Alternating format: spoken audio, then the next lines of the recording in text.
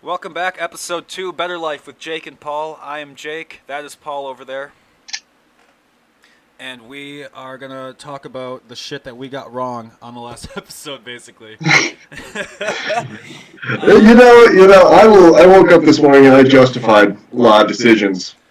I felt like it was a good weekend. I looked across, obviously you look at other podcasts and other guys in the space and stuff.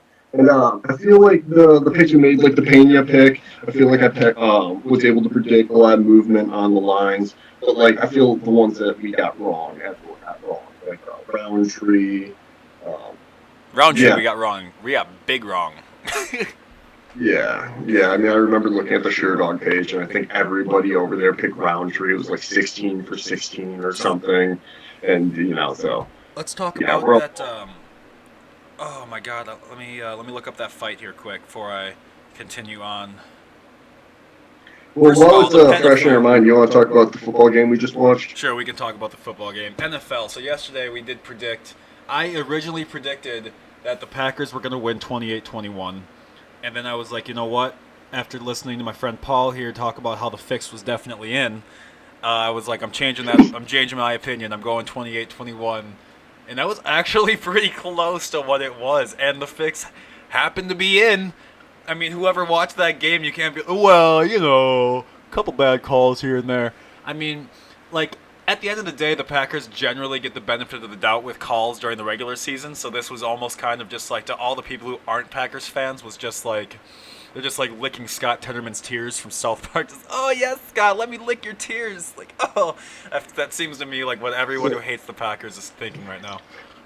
so I mean, this was pretty it was good football at the end of the day. I thought it was good football. The Bucks really did want it, but I remember looking at the end of the second half. There's about 6 seconds left, and you can hear the Bucks. They're like complaining about time at the end, and then the commentators they say like, "Oh, they added 2 seconds on the board," and there was just no other explanation for that. They It was just just did it. they added 2 seconds to the board just in case Tom didn't throw a touchdown at that immediate next play. And that's But not the first time that that's happened.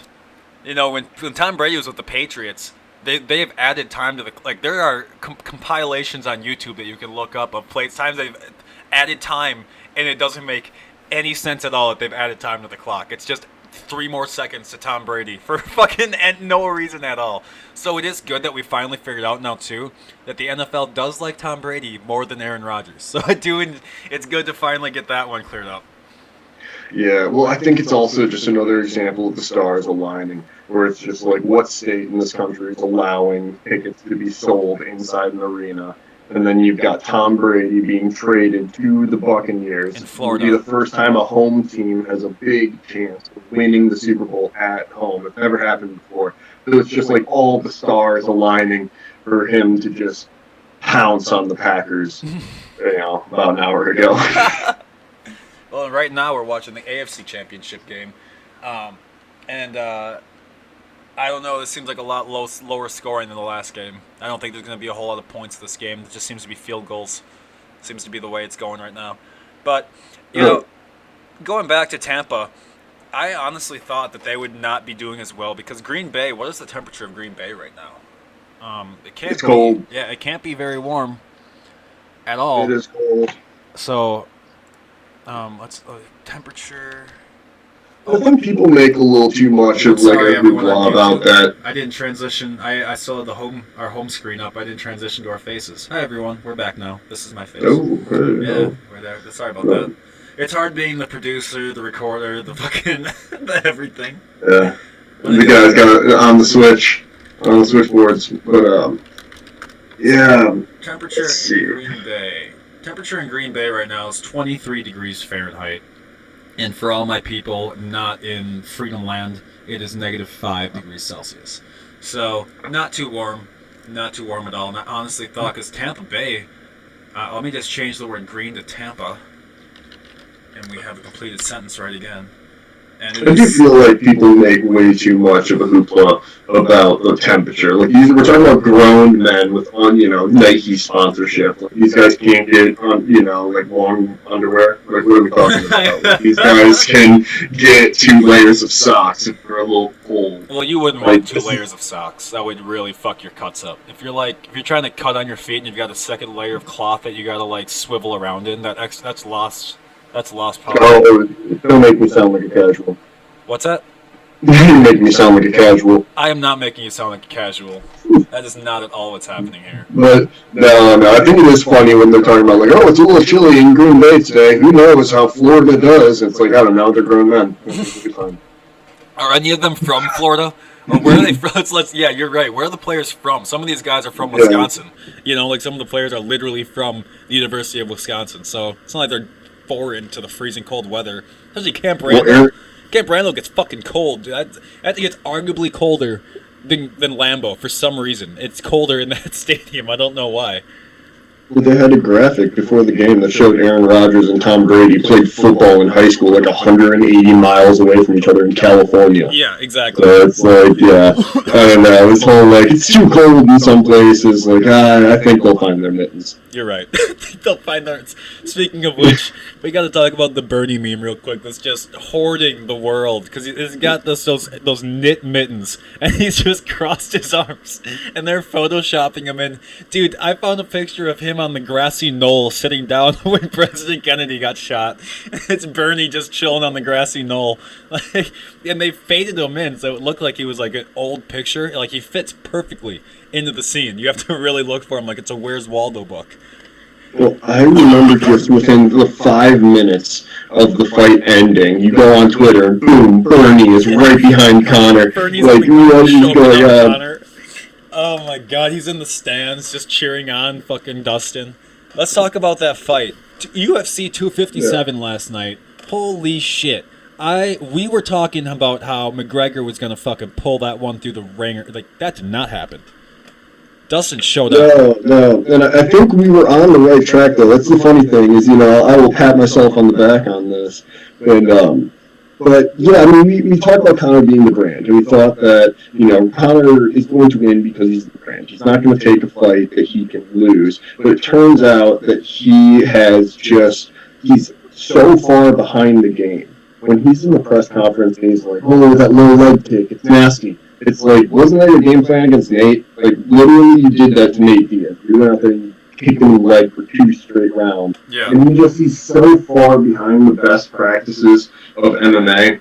Like, and I think when people look back at the Floyd fight, they're really going to look and see that really was the moment that kind of mucked Conor's style up. Because he used to be the guy throwing kicks. He was not just spin kicks and the roundhouse kicks, but literally, if you look at the Eddie Alvarez fight and all the fights he had major success in, that front kick to the body, that Mendez fight, he's kicking him to the body, Eddie Alvarez kicking him to the body, and just nothing. He's just so content to stand forward and plod forward and throw 1-2s and it's like treating Dustin like a heavy bag. Can I have you come closer to your computer? Your voice is starting to break up. Just kind of stay closer to your computer until your mic shuts up. Oh no, I'm on a rant. But yeah, he just was so content to treat Dustin like a heavy bag. And Dustin, if not his entire career, he's been the nail sometimes. Yeah. And in this game, they're the hammer or the nail. And Conor is not a very good nail. And he got hammered. Because the fight flipped so quick. I don't know. Crazy sport. That's why I love it. It was fast too. It did not take long because at the beginning of the fight, McGregor did look like he had the upper hand initially, and it didn't take long for that to honestly turn. Like within the first minute, because it was like, oh, McGregor's coming out hard because he like came at him, and then within a minute, it looked like he was starting to back up to Dustin like very quickly. Well, there was a lot of disrespect on Conor's part, and it's kind of his shtick. Where he goes out and will stand firm, throw 1-2s, but he really lacked head movement. He lacked the diversity of strikes. Like, his combos weren't really there. He just kind of had hard jab and obviously his left hand that he was trying to land.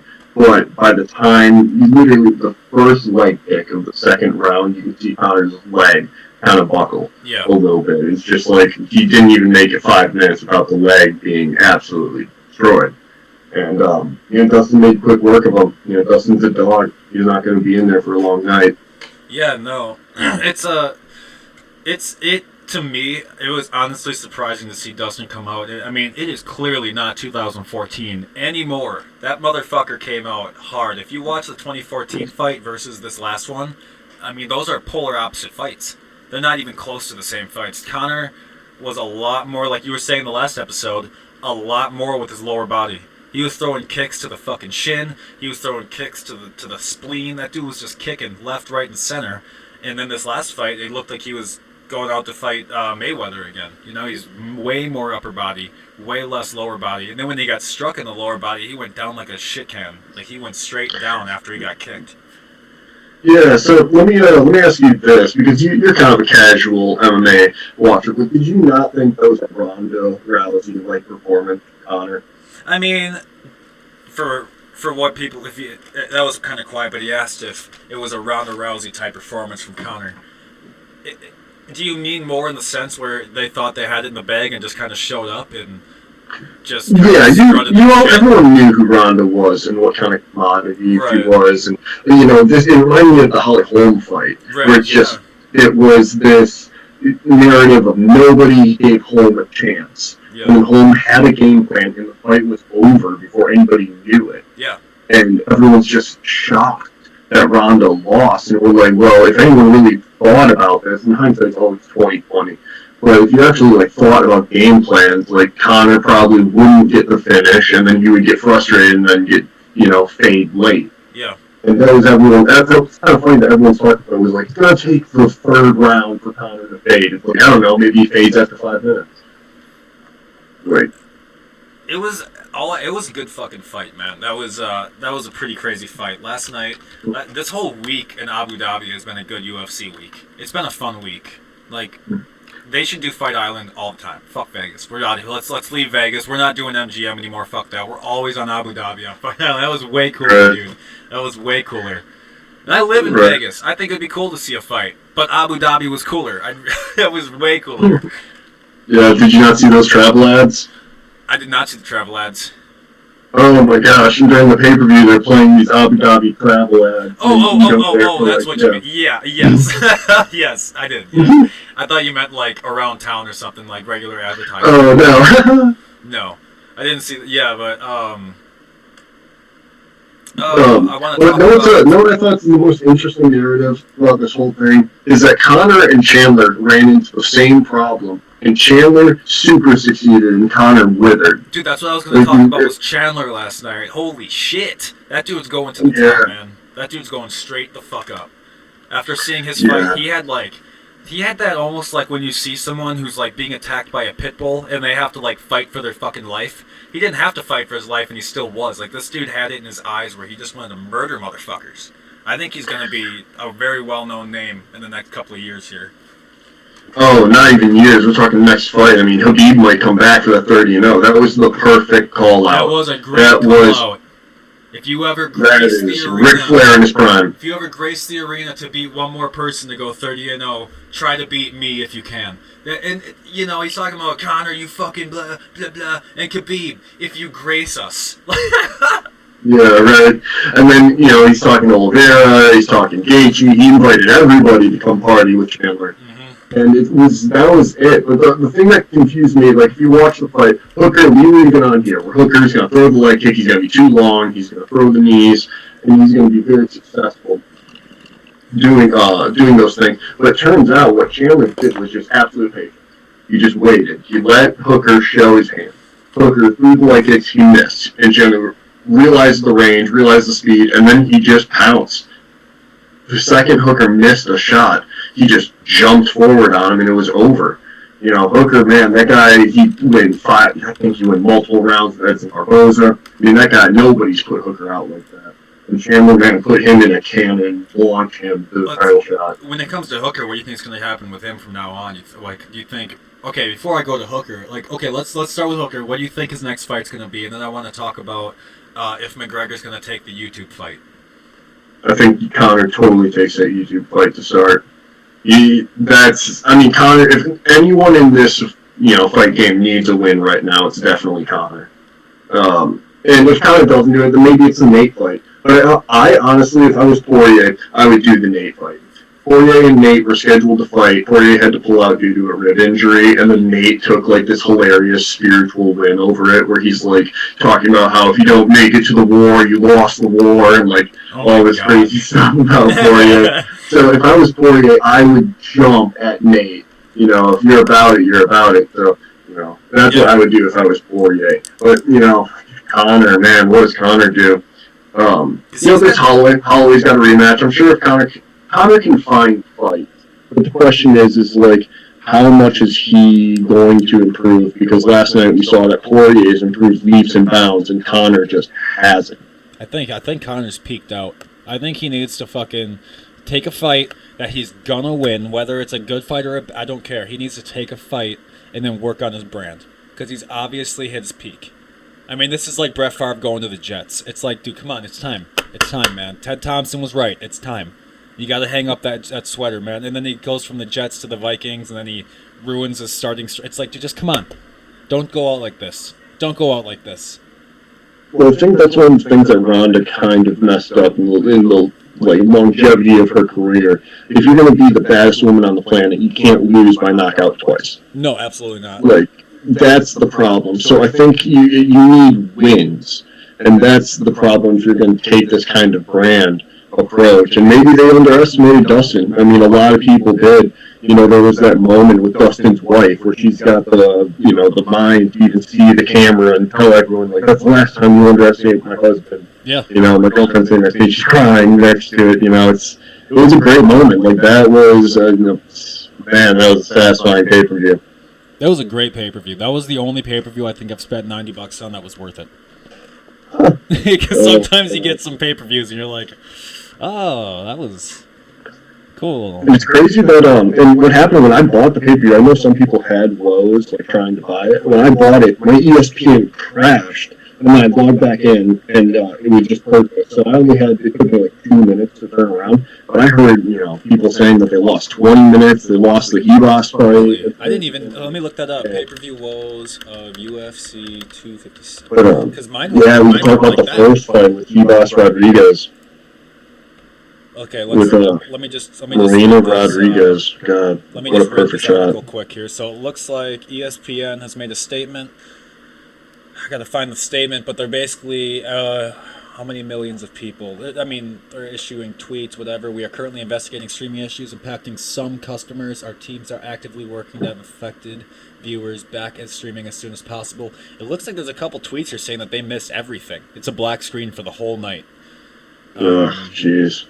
I know. Well, isn't it crazy that Dana's going after streamers, and then it turns out the surprise is he's like, I've got a surprise for streamers, and it turns out the surprise is for the people who paid. Surprise is if you spent $70, you can't watch it. You're better off just illegally streaming it in the first place.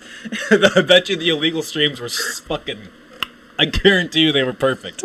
I guarantee you they were perfect. I didn't have any issues with my ESPN Plus though. Mine worked fine, I guess. Thank God. Because everyone knows when I have internet issues, I'm a fucking inconsolable rager. I fucking cannot stand it when I have internet issues. It's like you pay 100 and some odd bucks a month for what, 150 megabits a second from these asshole Cox people here in Vegas, and they're like, yeah, well, sometimes we have outages. Okay, well then you're gonna pay me back for those outages, right? When I don't have service? Well, it's obviously in the contract that you signed that we wouldn't be paying you back for any times that we fuck you over. Oh. Okay. So I guarantee you none of those pay-per-view people got their money back, even if they didn't watch. Yeah, so I've got some notes on the fight. There's some pretty good moments here. But what did you think about the glass screen that was in front of the crowd? Did you see that, like, encased? I don't know what it's going to do, but, I mean, I think it's just there so that people can't bitch like, oh, they're not following protection. I think they just threw it up just so people can't tweet about it, because honestly, what does it do? That was pretty great. Because it's not it can't just go over the glass. Like, it's airborne, dude. What are you talking about? Yeah. The one thing I will say, I was very happy to see the crowd, because in the Tavares Jr. fight, he was in the prelim, so I'm not sure if you watched the prelim, but Tavares hurt Jr. in the second round or the third round, but hurt him and then got an accidental groin strike, in there, and he gets 5 minutes to recover after the groin strike, right? Yeah. Well, Tavares is working the crowd, where he's getting them to clap and they start cheering and ranting, and then after a minute and a half, Junior gets up. And it's like, oh wow, that's hilarious that he was able to just peer pressure that dude and not taking his time. Just peer pressure that. I mean, that almost sounds like. I mean, let me be honest. Like, peer pressure is what people do in 2021. That is the way of the. That's the way of the world. Cancel culture is peer pressure. Anything on trending tweets, peer pressure. Anything in the world that everyone's like, everyone call that doctor and ask him why he shot the elephant in Africa. Like, that's peer pressure. Everything that we do in 2021 is everyone just pressuring the other person to conform to our ideas. That's what we're that's what we're doing here. Oh my gosh. But yeah, I would say I don't think anybody on this card like really underperformed, other than you've got the round 3 cracking up. But that turns out that those guys were just like a real style mismatch. Like I went out and I said that these kind of cracking ups kind of like Wonder Boy or kind of like Leota. It turns out that looked exactly like the Woodley Wonder Boy fight, where it's just like a lot of kicks, a lot of volume, and the round 3. I'm gonna have you sit closer to your PC, man. That's it. I cannot wait till this microphone shows up for you. Oh my god. Yeah, it's tough.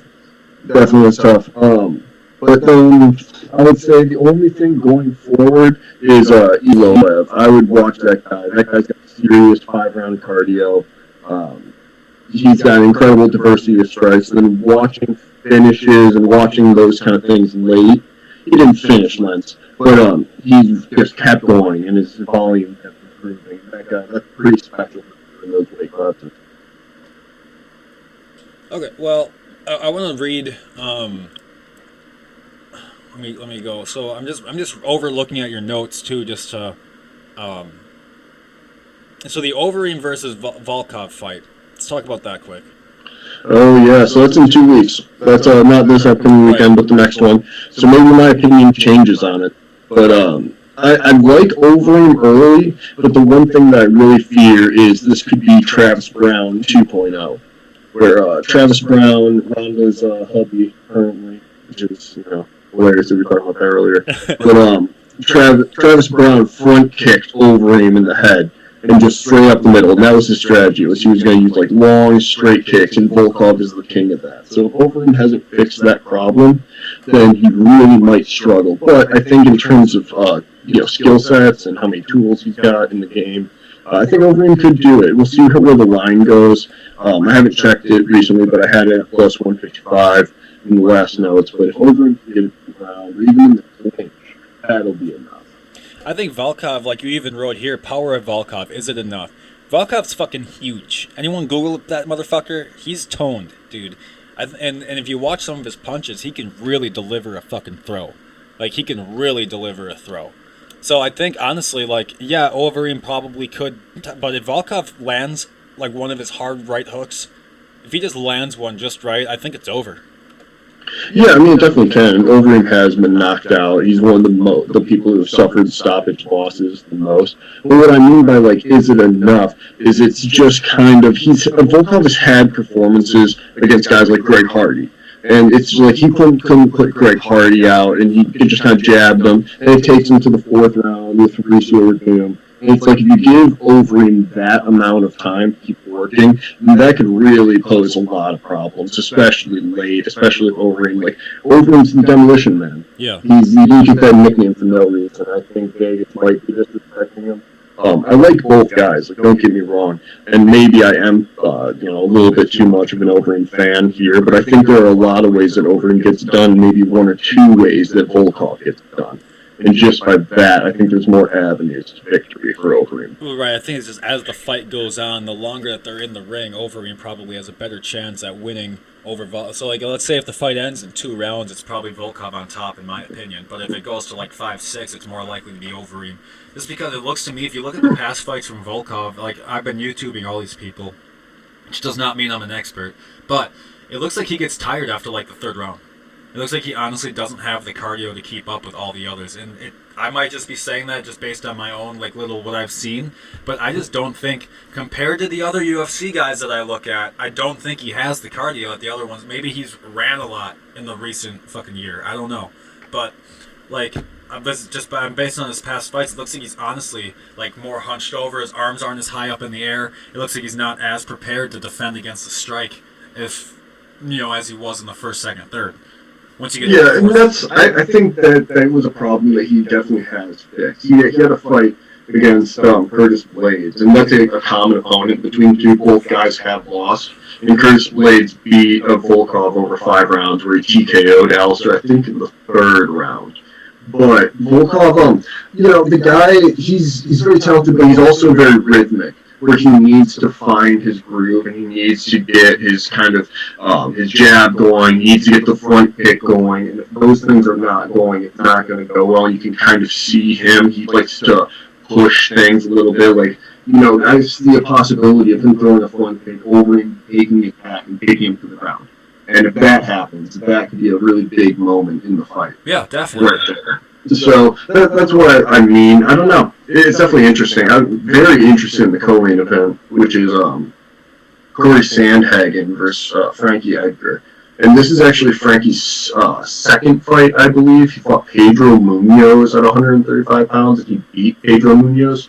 But that was a very contentious fight. Those guys went back and forth. But man, Frankie, he's an old, savvy veteran, and this could be Sandhagen's breakout performance. A lot of people in the division need signature wins. Well, it looks like Sandhagen's at a minus 420 right now.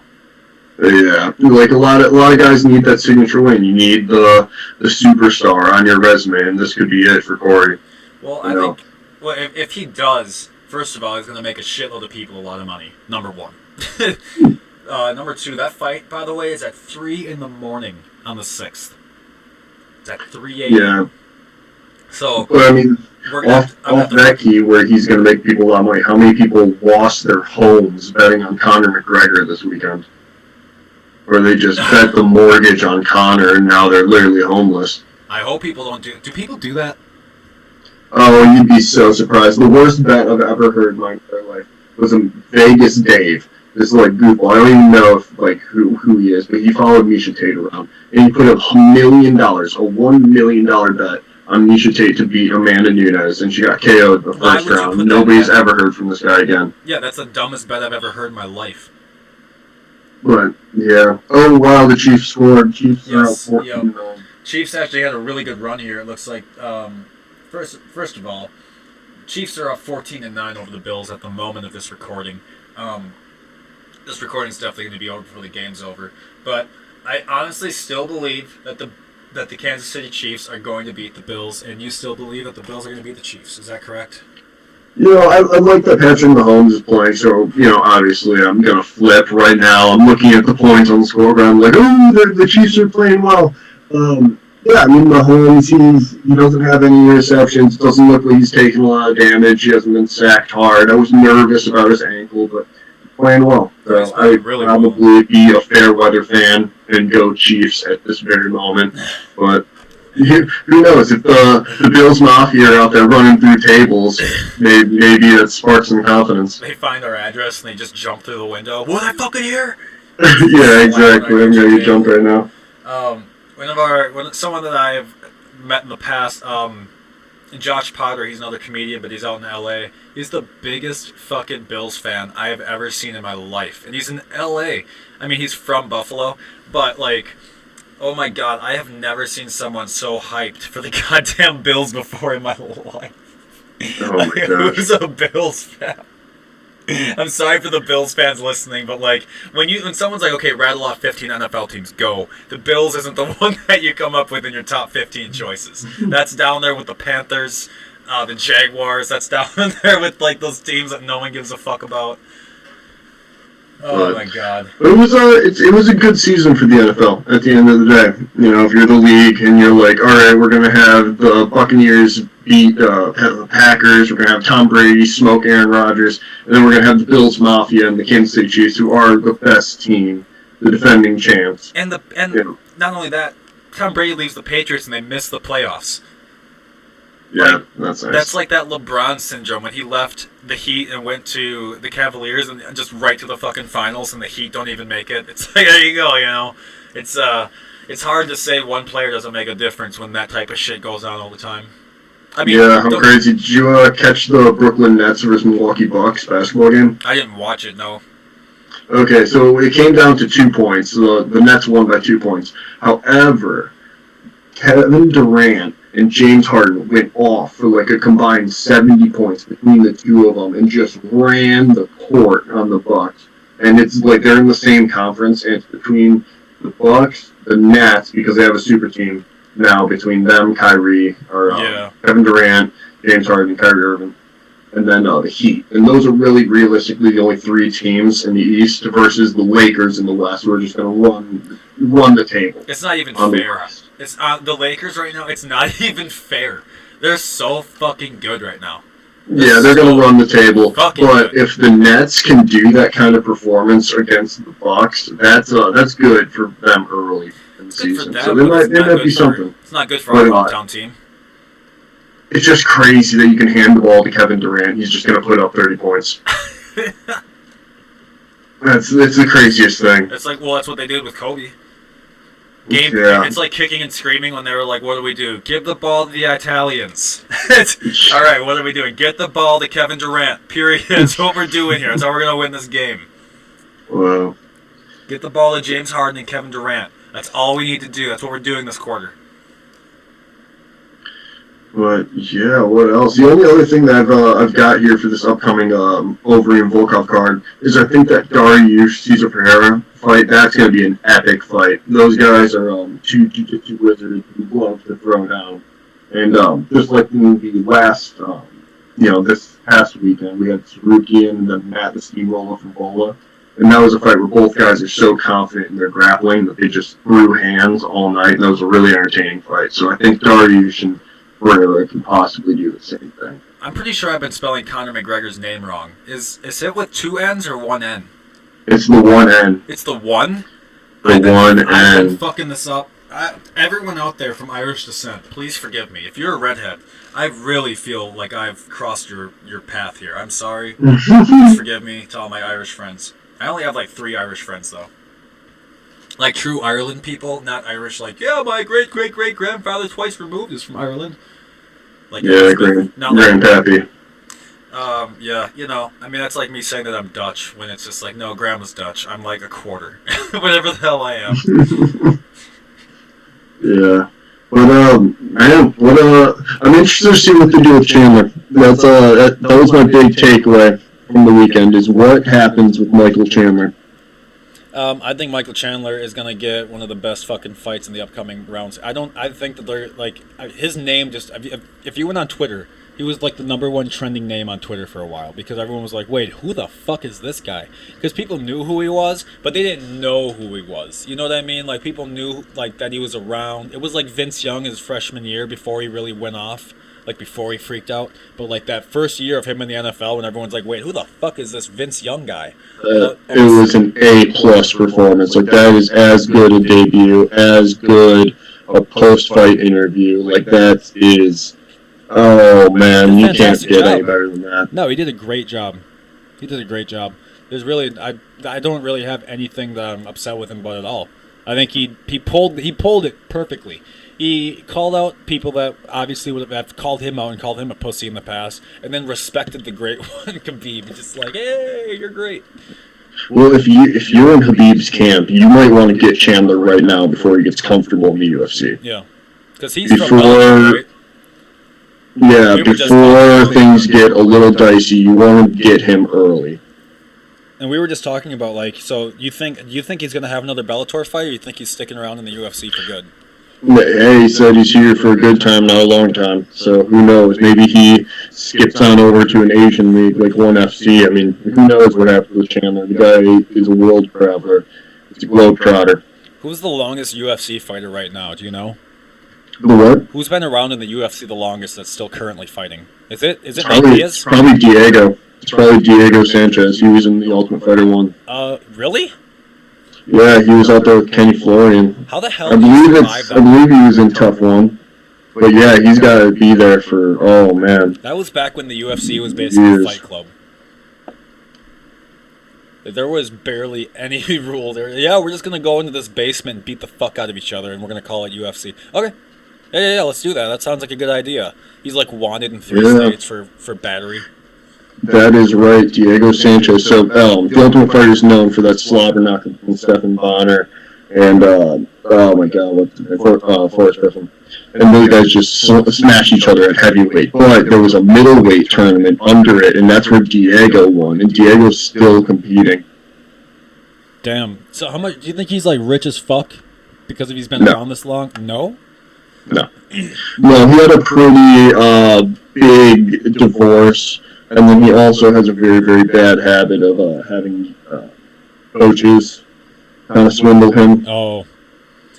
I mean, isn't there a fighter right now who has like nothing, and he was like reaching out on Twitter to everyone asking for help, and like no one fucking helped him?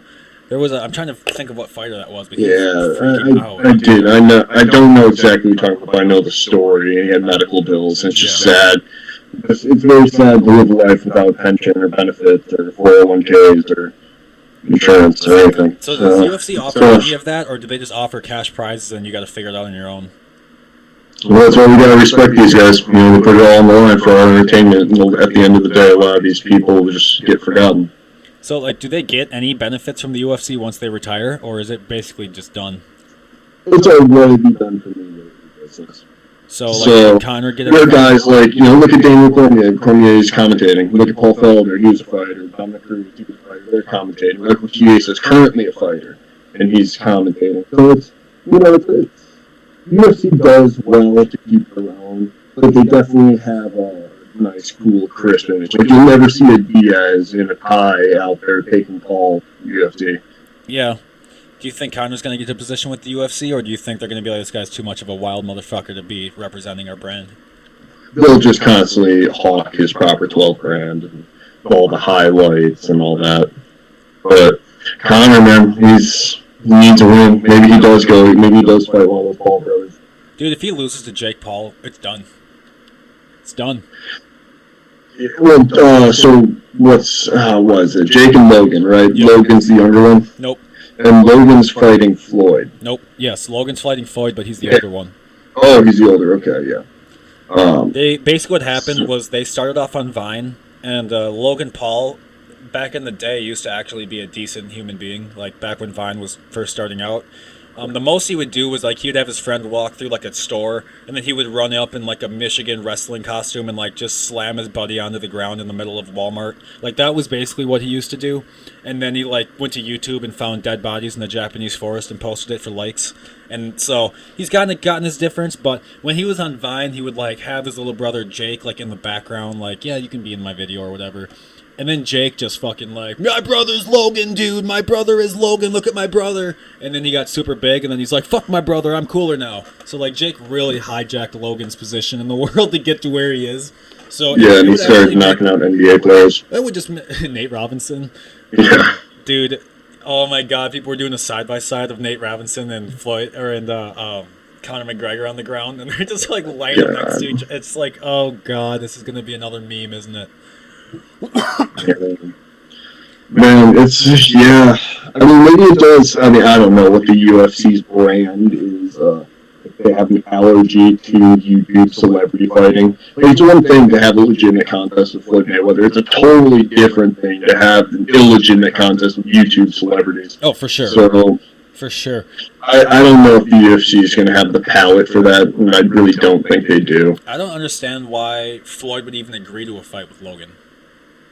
Like, you for lulz, just for the laughs. I don't get it, though, but you fought Pacquiao. You had to come out of retirement to fight Pacquiao. And now you're going to come out for this fucking guy? Like, it took Pacquiao to get you out of retirement. And now it's taking a YouTuber. A disgraced YouTuber, nonetheless. Like, dude, you need to fucking... I don't like that move at all.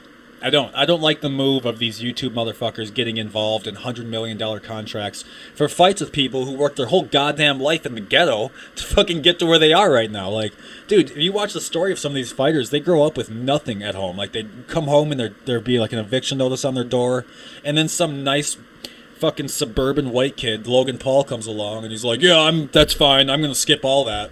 I made funny vines, and so I get to be on the net. Like, fuck you. Fuck you. You didn't Yeah, I mean, work for it. entertainment's always kind of been a privileged business. It's just bullshit to me. Like, people who worked for it, you got to be there, and that's the people who I would rather see watch. Like, you make a good backstory on someone who like worked and fought their life away. Like, they made a movie about the fucking NFL player. What's his name? Michael. I don't remember his last name. You're not talking about Blindside, Yeah, right? talking about With the Sandra Bullock. Blindside. Yeah, with Sandra, with my friend Evan Thompson's mom.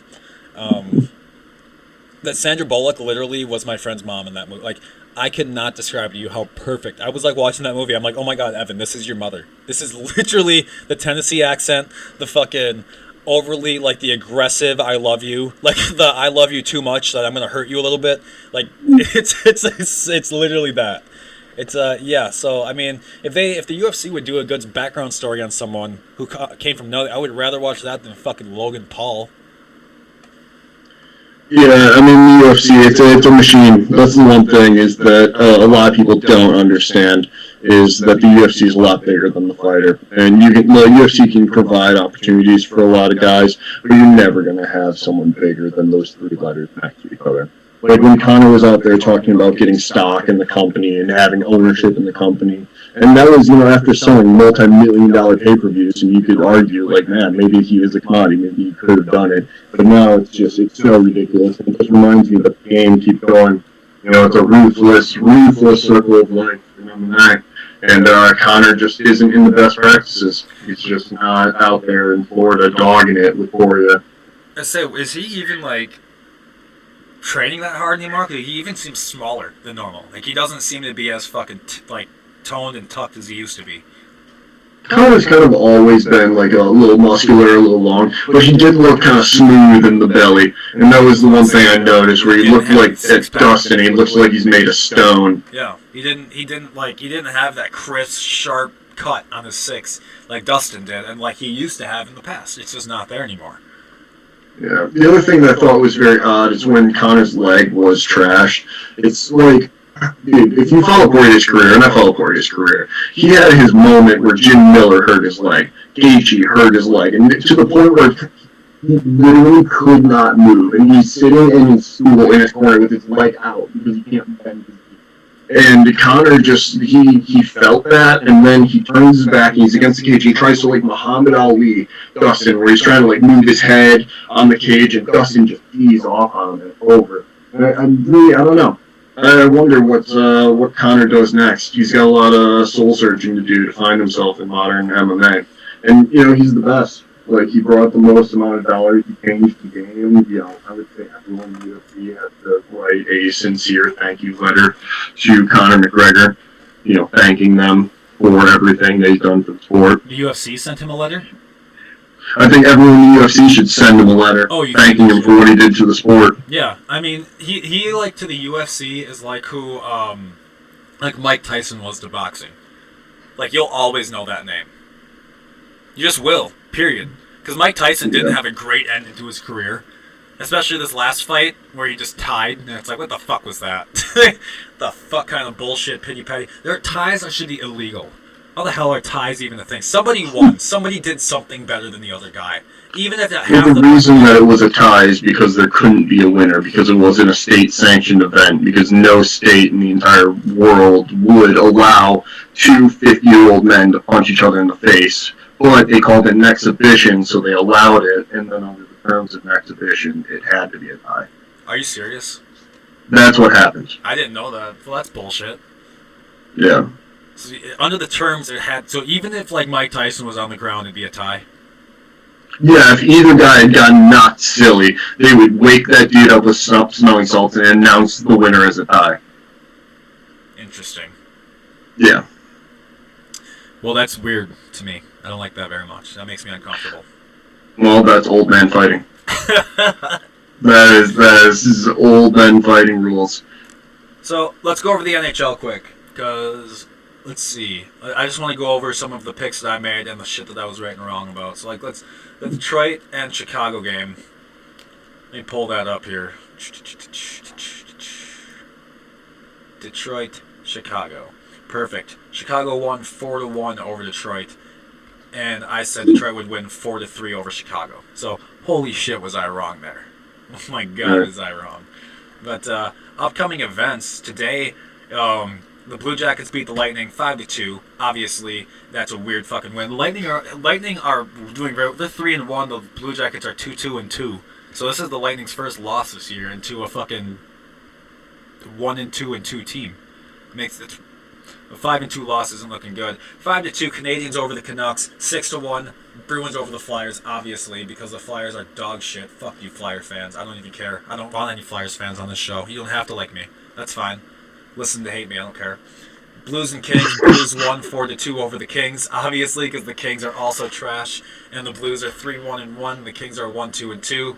Senators and Jets. The Jets won 4-1 over the Senators, obviously, because the Senators are 1-3-3. Honestly, just move your team to Quebec. Make a new team. Seriously, Senators? Seriously? Where the Ottawa Senators have been consistently the laughingstock of Canada hockey. Even when the Toronto Maple Leafs were on their 100-game losing streak, people still prefer the Maple Leafs over the Senators. Just move your team. It's time to go. Bye. Sorry. And when it comes to the Hurricanes and Panthers, that's coming up tonight. And obviously, one of these teams is going to be, because the Hurricanes right now are 2-1, and the Panthers are going to be 2, and the Panthers are 2-0. These are the teams that they sell tickets in the nosebleeds for $5. I mean, front row tickets to these games go for $20. They're not ringing in the fucking, they don't have the market share that anyone else has. So Are they even selling tickets right now? The Hurricanes have 10 seats that they can sell, even though they open it up to 3,000. I mean, just no one's going to these games, even when the league was wide open. There was no one the seats. It probably looks better for these teams to have the first couple of rows tarped off, so that you don't have to see the empty seats of nobody coming to your fucking games. The Hurricanes had the least amount of no one comes to their games at all. Carolina is not. People are going to the beach, dude. No one's coming to watch a hockey game. People are more likely to go see hockey in Texas or Florida than they are in Carolina. Think about it. This is a great segment for me because I don't know anything about hockey. I'm just imagining where all these teams play. You're the Panthers, the Lightning. I'm I wonder where these teams play. Panthers and Lightning are both Florida teams. Hurricanes and Carolina, and it's just the Lightning are Florida's team. Period. The Panthers should just move. Lightning they always have been Florida's team, even though they're Tampa Bay and Florida is the Florida whatever. The Panthers have 10 fans. People who live far away from Tampa Bay are Lightning fans over Panthers fans, because it's just, why the fuck? You couldn't even draw the Panthers logo for the longest time because it was so goddamn detailed. No one's gonna want a logo that none of the kids can draw on their binder.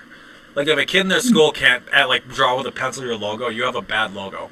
It's just what it comes down to. That's seriously what it comes down to. And the Panthers had this super decorated, it was insane how complicated the logo used to be. So obviously no one's going to be a fan of that. The Lightning is just a fucking lightning bolt. What's up? Done. With a circle around it. Obviously people, as a little kid, what team are you going to be a fan of? The fucking losing red and blue team that no one has fans for? Or the simple logo that you can draw on your binder that's a lightning bolt, they win Stanley Cups? Which team are you going to be a fan of? Obviously the Lightning.